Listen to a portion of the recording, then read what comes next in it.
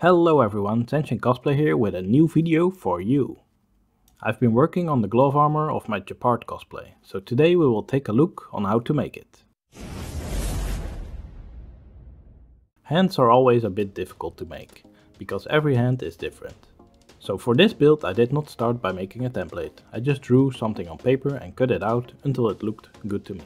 Your own hand is your best reference.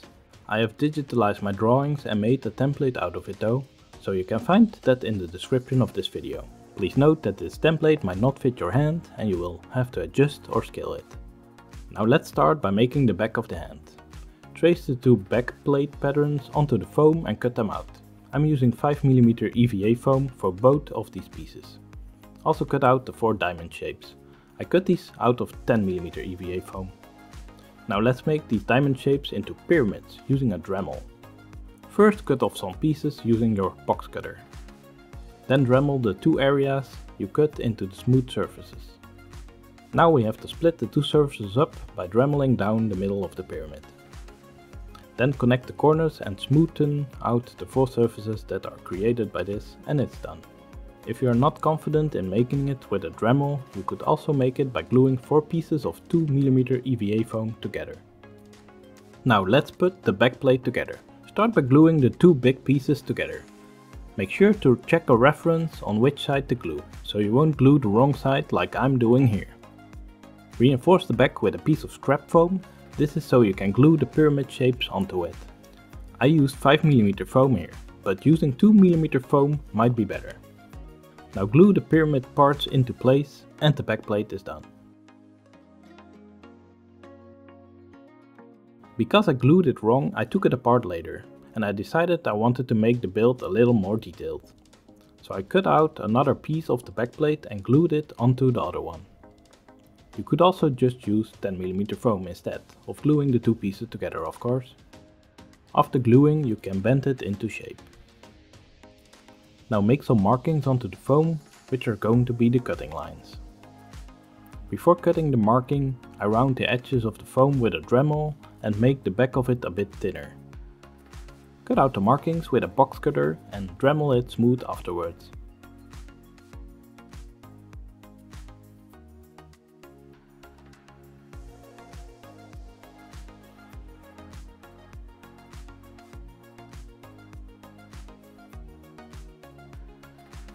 Then glue the reinforcement and pyramid pieces on it again.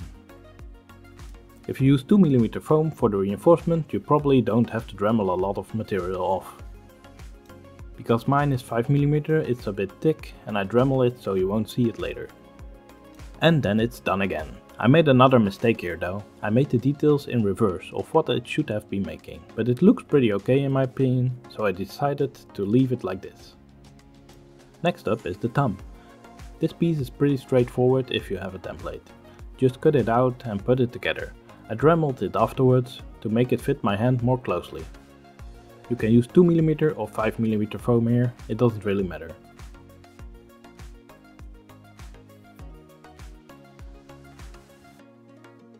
Now we just need to make all of the finger pieces, which all require the same kind of process. Let's start with the top of the fingers. Cut out your template on 2mm foam. Bend them in the correct shape using a heat gun. This can be a bit of a tricky process. But if it doesn't work the first time, just heat it up again and try another time. Once bent in the correct way, glue them together using contact cement. Again, this can be a bit tricky because we use 2mm foam. Make sure to use enough glue and apply it along the wall edge.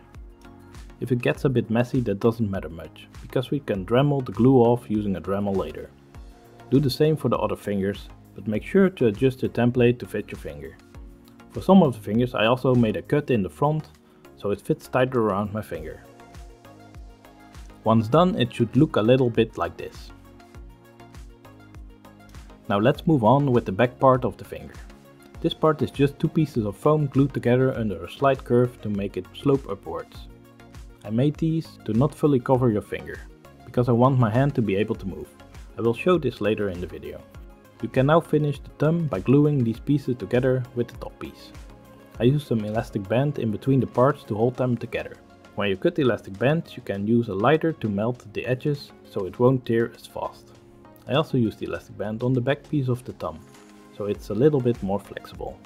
Glue all the other back pieces of the fingers together with some elastic band and then we're almost done. The last pieces we need to make are the middle of the fingers. This is the easiest part, since it's just one piece of foam. After you cut that out, you can start assembling all the fingers the same way as the thumb. To finish the build we need to attach the back plate onto a glove or something. I used a black glove here, which Lucy made out of an old t-shirt. She sewed some velcro onto the back of the glove to attach the armor on. So I also attached some velcro on the back of my armor pieces and the thumb piece. The finger pieces are pretty tight around my fingers, so they stay in place by themselves. So you might have noticed this build is not 100% accurate to Gepard's glove. I left out all the pieces that go in the palm of the hand because it's very impractical to have foam there. If you do want to have it, I'm sure you can figure out how to make them yourself by using 2mm foam and attaching it to the glove. I hope you found this video useful and I will see you in the next one. Next week I'll be working on the boots and Lucy will be working on the pants of Gepard.